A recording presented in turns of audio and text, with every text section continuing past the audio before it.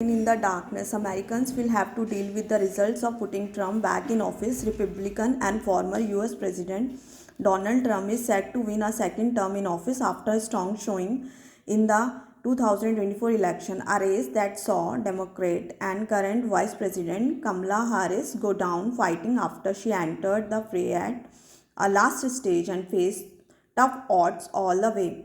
His likely win represents many firsts at 78. He will be the second oldest person ever thus elected. He will be the first Republican to win the popular vote in 20 years. He may be only the second president to serve non consecutive terms in 132 years, and he would certainly be the first two-time president to have been impeached twice by Congress. Despite these facts, Mr. Trump prevailed by winning in swing states and achieving a small swing across almost all states in favor of the Republican Party, thus gaining the keys to the Electoral College and the popular vote, even if final counting and the formal call for each state is yet to be completed. While Democrats unsurprisingly held on to their stronghold states, most of which are situated on either coast, there appeared to be a red shift underway across the political system. This was seen in Republicans succeeding in seizing control of the Senate, especially through critical seats won in Ohio and West Virginia, and likely retaining the chair in the House of Representatives. If this pans out, the second Trump administration will benefit from a trifecta of the executive and two branches of the legislature, and potentially have far-reaching political power that could dramatically shape domestic and foreign policy in the line with the 47 president's vision. There could not have been more at stake in this consequential election for the two major parties, for the American people and for the world. Domestically, voters appeared to lash out against Mr. Harris for her association with an administration that did some serious policy heavy lifting toward the US post pandemic economic renaissance, yet apparently failed to bring price levels of everyday goods down sufficiently. In parallel, Mr. Trump has continued ever since demitting office under the cloud of inciting insurrection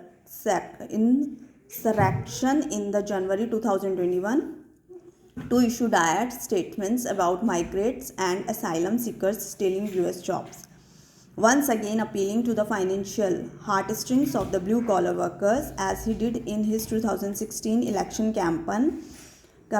This polarizing tactic of whipping up fear of the other in a society that in its ideal form or as envisaged by its forefathers would welcome and harness the power of immigrant workers of all hues, appears to have combined with dissentiment over stubbornly high price levels to end Mr. Harris' presidential run. Beyond the bread and butter issues, though, lies a deeper churning in the collective psyche of the American voter, one that has bestowed Mr. Trump with a profound second victory, the potentially irreversible death of not just of political correctness but also fundamental political principles.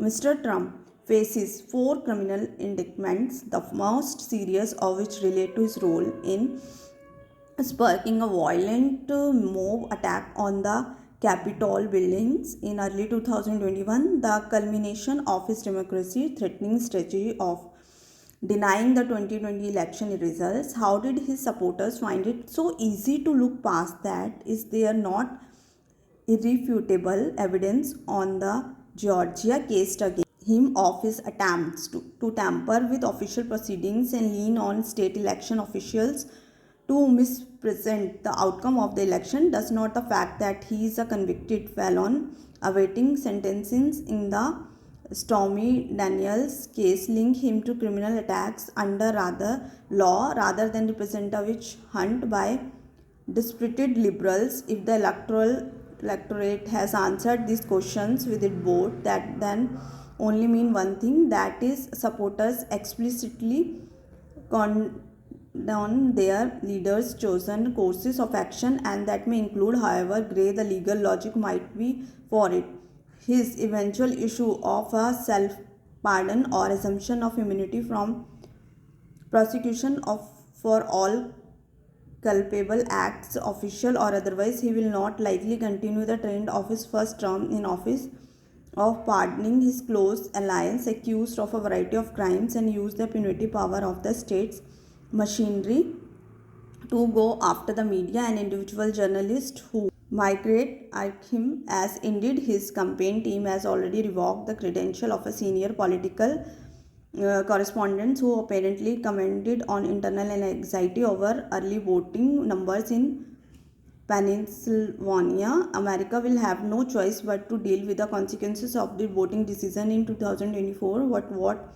mean for the world in the economic sphere? Tariffs are likely to be paid back in play. Not only the 50-60% rates that Mr. Trump has promised on goods from China, but also a tariff on to close to 20% on all US imports, which could again risk triggering on all out global trade war.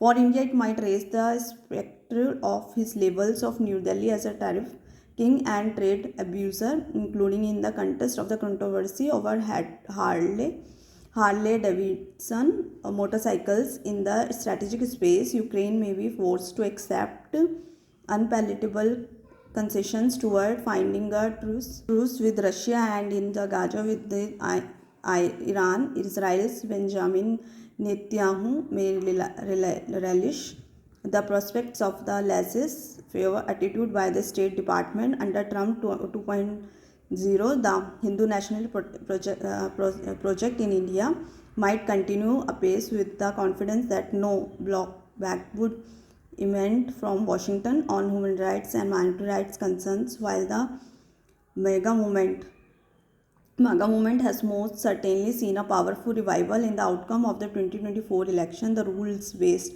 international order, founded on the bedrock of universal rights and liberal values, is far from death. When the personality cult of Mr. Trump ends in 2028, there will have to be a reckoning.